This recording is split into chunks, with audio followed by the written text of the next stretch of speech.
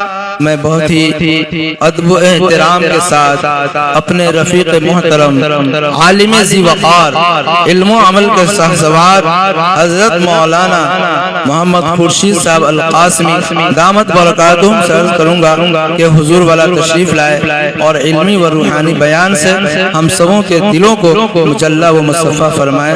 हज़रत तशरीफ़ लाए। बिस्मिल्लाहिर्रहमानिर्रहीम अल्हम्दुलिल्लाहि रब्बिल आलमीन वस्सलातु वस्सलामु अला सय्यिदिल मुरसलीन व अला आलिहि व अस्हाबिहि अजमईन अम्मा बाद। मोहतरम बुजुर्गों और तलबे अजीज, अल्लाह तबारक व तआला का फज़्ल व करम एहसान और इनाम है कि अल्लाह तबारक व तआला ने हम सबको इल्मी इरफानी रूहानी माहौल में बैठने का मौका इनायत फरमाया है। माशा अल्लाह इंतहाई कामयाबी और खूबसूरती के साथ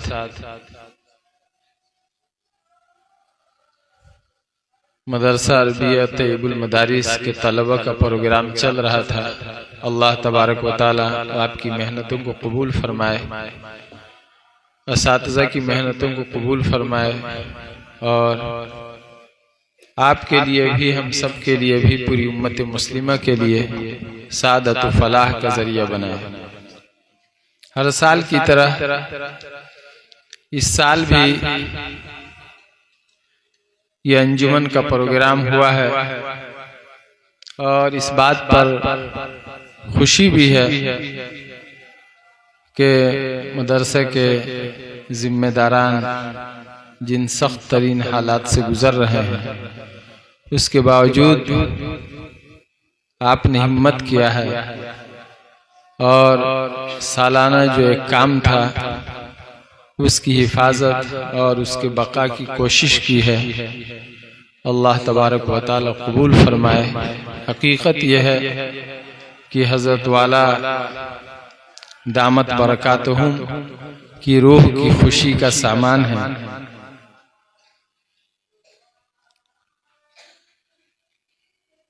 हर साल इस मजलिस में आना होता है। ये उसी तरह की मजलिस है जिस तरह हर साल सजती है, लेकिन अगर आप माजी की मजलिसों में कुछ देर जाकर बैठिए और तसव्वुर की दुनिया में पिछले सालों की मजलिसों को लाइए तो यकीनन एक बहुत बड़ा खला महसूस होता है कि एक रोब, एक वक़ार और एक हैबत की जो कैफियत होती थी, एक अल्लाह वाले की मौजूदगी मदरसे के हजरत नाजिम साहब की तशरीफ आवरी की वजह से यकीनन आज की इस मजलिस में इंतहाई शिद्दत के साथ उस खला का एहसास होता है। मेरे बुजुर्गों, हजरत वाला मौलाना हकीम ज़हीर अहमद साहब दामत बरकातुहुम जो मेरे उस्ताद मोहतरम भी हैं और मेरे शेख सानी हैं, अल्हम्दुलिल्लाह बचपन ही से मेरे जो बड़े भाईजान हैं हजरत मौलाना नईम अख्तर साहब उर्फ मौलाना बच्चे साहब, मौलाना से उनका गहरा लगाव है और हमारे बड़े भाई साहब भी शुरू ही से हजरत मौलाना से बैत इरशाद का ताल्लुक रखते हैं। बार बार वहाँ बल्हा आना जाना रहता था तो भाई साहब के वास्ते ही से बचपन ही से मौलाना से तारुफ हुआ और उसी ताल्लुक को लगाव का नतीजा था कि जब हजरत मौलाना जामिया फैजुल इस्लाम मोतीगिर परसा दीवार नेपाल में पढ़ाते थे तो उस वक्त हजरत वाला से 4 साल तक पढ़ने का मौका मिला। फिर वहां से दूसरे मदारिस में जाकर तालीम की तकमील का मौका मिला, लेकिन उस दौरान भी हजरत वाला से ताल्लुक़ रहा और एक अच्छा खासा अरसा गुजर गया और अल्हम्दुलिल्लाह आज तक वो ताल्लुक़ बाकी है, बल्कि पहले से बेहतर और पहले से ज़्यादा खुशगवार और पहले से ज़्यादा पायदार है। हजरत वाला की एक फिक्र रहती थी और वो छोटी मजलिस हो बड़ी मजलिस हो, एक बात इंतहाई मजबूती के साथ कहते थे कि हम मुसलमान हैं, अल्लाह तबारक व तआला के बंदे हैं, हजरत मोहम्मद रसूलुल्लाह सल्लल्लाहु अलैहि वसल्लम के गुलाम हैं। हमें ये यकीन रखना चाहिए कि जो कुछ भी होता है वो अल्लाह तबारक व तआला की ज़ात से होता है। इस यकीन पर वो इतने पक्के थे, इतने खड़े थे। अल्लाह तबारक व तआला की रज़ा और अल्लाह तबारक व तआला की खुशनुदी ही सब कुछ है।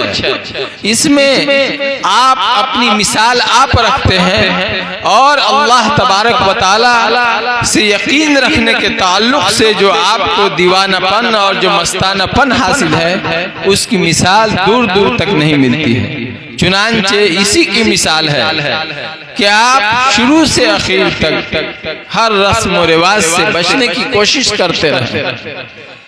सफर में निकलते, गांव में होते तो उनको कभी इसकी परवाह नहीं होती कि चंदे का क्या होगा और मदरसा की आमदनी का क्या होगा।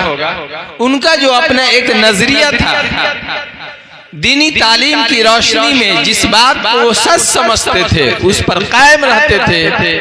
कोई मालदार है, अपने घर का मालदार है, कोई बड़ा है, अपने घर का बड़ा है।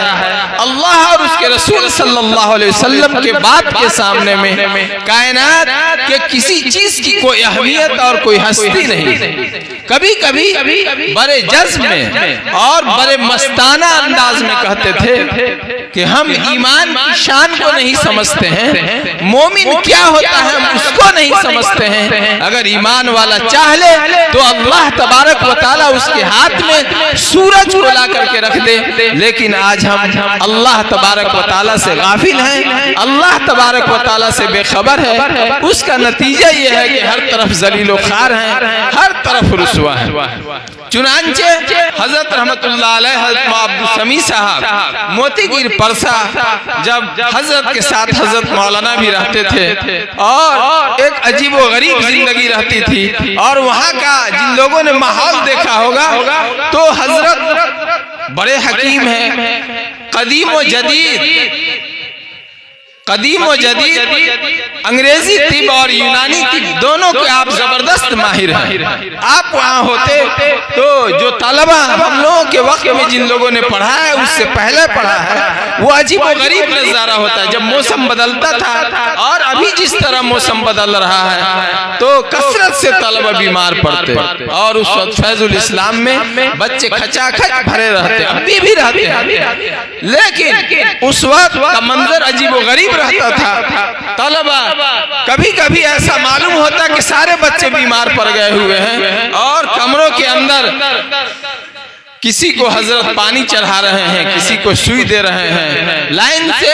कभी किसी डॉक्टर को आते हुए बाहर से हम लोगों ने नहीं देखा। सारे तलबा का हजरत खुद इलाज करते थे और ताज्जुब की बात ये होती थी, हैरानी की बात ये होती थी कि इलाज के वक्त हजरत को इंसान की गुर्बत का, पैसे का बहुत ज्यादा ध्यान होता था।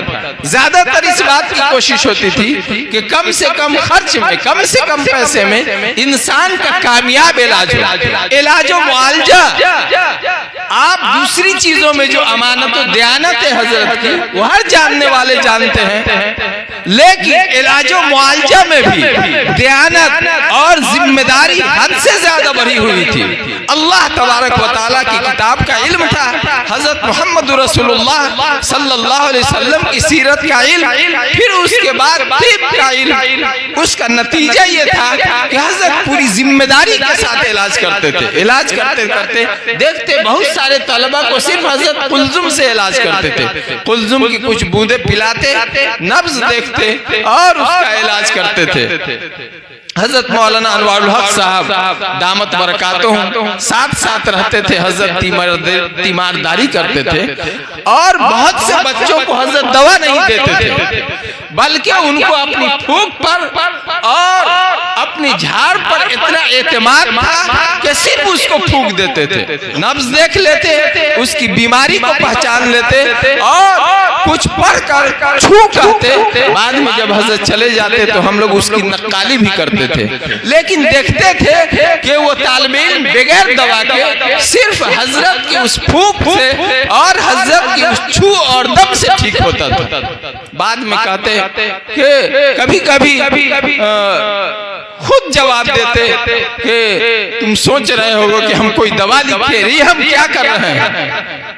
मेरे बुजुर्गों और दोस्तों, तावीज उस वक्त बहुत लिखते थे। धीरे धीरे जब लोगों का मिजाज बदला कि अल्लाह तबारक व तआला से ताल्लुक खत्म हो रहा है, तावीजों पर एतमाद बढ़ता चला जा रहा है, तो एक खास मिजाज बना और एकदम से हजरत ने तावीज लिखना छोड़ दिया। नहीं तो बहुत मजबूती और कामयाबी के साथ हजरत तावीज लिखते थे। हजरत जहाँ बेहतरीन आलिम है वहीं बेहतरीन मुआलिज है, और तिब्बे यूनानी ही के नहीं बल्कि अंग्रेजी जदीद और कदीम तिब के हजरत इंतहाई मजबूत माहिर है। जिन लोगों ने फैजुल इस्लाम में हजरत की जिंदगी देखा होगा तो हजरत के दरसियात का हाल ये था कि अहम किताबें हजरत पढ़ाया करते थे।